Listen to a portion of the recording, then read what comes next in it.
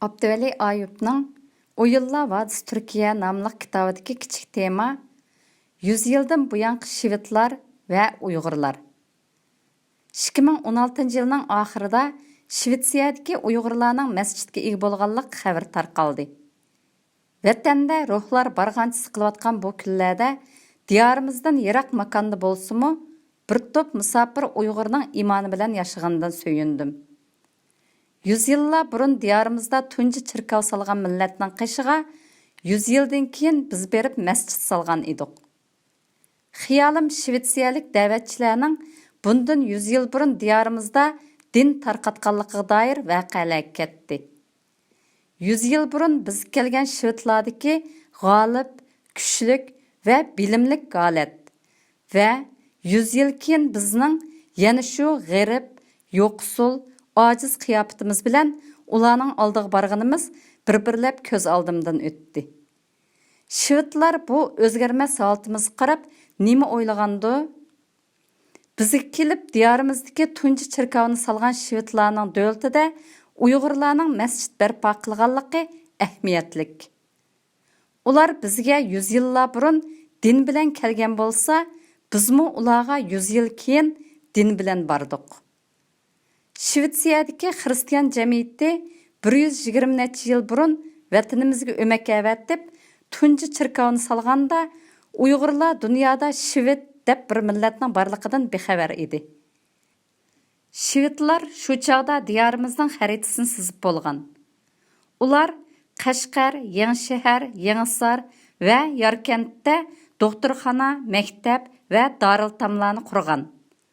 Ularning Uyg'urlarga tarqatmoqchi bo'lgani din bo'lgan bilan shu bahonada bosma mashinasi, zamonaviy tibobat va yangicha ma'rifmi birga kelgan. Uyg'urlar Shvetsiyada masjid barpo qilgan shu kundan 110 yil burun shvedlar 1896-yili ular Qashqarda tunji maktab qurib chiqqan bo'lib, bu balkim Uyg'ur tarixidagi tunji fanniy maktab bo'lishi mumkin. Doktor Assa Sulaymanning O'zlik va kimlik degan kitobiga missionerlar ochgan bu maktabda o'qigan bolalar sizgan dunyo xaritasi berilgan.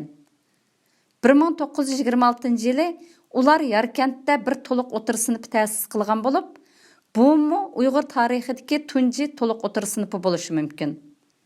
Maktabda Injil va xristian diniy bilimlari, Uyg'ur tili, matematika, jug'rofiya, O'rta Osiyo tarixi, metodologiya, pedagogika, rasm, muzika, hatto yog'ochchilik o'xshash hunarmi o'rgatilgan.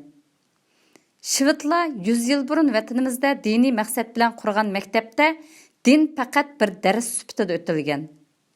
Biz 100 yil keyin vatanda maxfiy qurgan va muhojiratda oshkor barpo qilayotgan diniy ma'rifda buning aksini qilyapmiz. Mana bu shvedlar bundan 100 yillar burun Uyg'urga ilib kirgan diniy ma'rif bilan 100 yil keyinmi biz shug'ullanayotgan diniy ma'rifning farqi. Gerçi bularning maqsadi din tarqitish bo'lsa-mu, maktabda tarix, jug'rofiya, matematika, pedagogika darslari bo'lgan. Hatto ular Injilni bahona qilib bo'lsa-mu, bolalarga shvedcha o'rgatishni o'ylashmagan.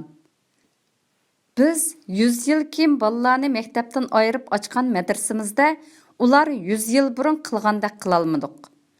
Hunar o'rgatishni o'ylashib baqdiqmi deb so'rab beqish kerak. Madrasalarimizda doim arab tilini bilmasa, dinni o'rgangili bo'lmaydiganligi ta'kidlanyotdi. Mudarrislar madrasa bilan maktabni bir-biriga qarshi qo'yib, maktabdan madrasaning muhimligi haqida sinliq darslarda uzun dalil bilan so'zlayotdi. Shvedlar 100 yil burun yurtimizga o'zining zamonaviy ong, tibobat va ma'riflik ustunligi bilan kelgan. Biz 100 yil keyin bu jihatlardagi ojizligimizdan qutula olmagan paytda panohlik tilab bordik. Bundan 100 yil burun shvedlar Uyg'ur yetimlarni elib ketmoqchi bo'lganda Uyg'urlar keskin qarshi chiqqan. Bugun biz o'z bolalarimizni xolab, pul to'lab shu shvedlarning taraqqiy qilgan boy, paravan davlatiga avatishga xushtar. 100 yil burun shvedlar yurtimizga velosiped elib kelgan. 1918-yili Shvedlar Volvo va Saab degan markada mashina ishlab dunyoga sungan. Bizning 100 yildan keyin Shvedlarga elib borganimiz nima? Dunyoga sunganimiz-chu. Shvedlar bilan Uyg'urlarning nupusi ko'p farqlanmaydi.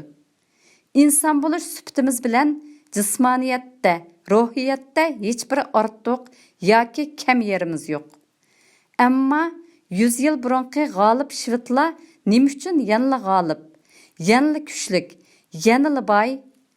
Nima uchun 100 yil burun bizdeklar taraqqiyotsiz millatlar hisoblangan Koreyalılar, Yaponlar, Tayvanliklar bugun yuksilib, hozir Shvedlar bilan teng bo'ldi?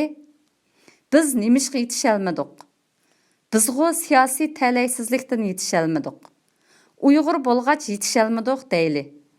Qo'shni bo'lgan Pokistonchu, qarindosh bo'lgan Turkiyachu, dindosh bo'lgan Misr va Arabistonchu. Ota-bobolarimiz eng ko'p borgan, bizni eng ko'p mehmon qilgan, ba'zida sarson, ba'zida parishon qilgan. O'lmalarga ta'lim, g'ariblarga taom bergan bu davlatlar mustaqil turib, erkin turib, musulmon turib, nimish Shvedlarga yetisholmasin?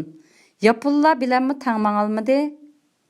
Misr, Turkiya va Arabistonning taraqqiyot yo'lida putlashib yurishlari, kalampayligi, to'mpayligi bizga yo'qdimi? Ular boshlagan dag'dam yo'lda uzab ketdikmi, to'zib ketdikmi? Bularni o'ylagancha o'ltirib ketaman. Albatta, bundaq o'ylaganlar, tafakkur qilganlar, bu holdan og'rinib fikrga, harakatga yanglishmaydiganlar kam emas. 100 yillik o'zgarmas turmush, tuzum va turma bo'yinturuqlardan zerikkan fikrchan va harakatchan kishilar bu haqda o'ylanib keldi. Fojialik yeri taraqqiyot uchun o'ylangan va harakatga o'tgan kishilarni dushmanga, g'arbning g'alchisiga chiqarganlarning puli g'arbning bankasiga jug'lanmoqda. Yanchuq va qo'rsaqlari to'mpaymoqda edi.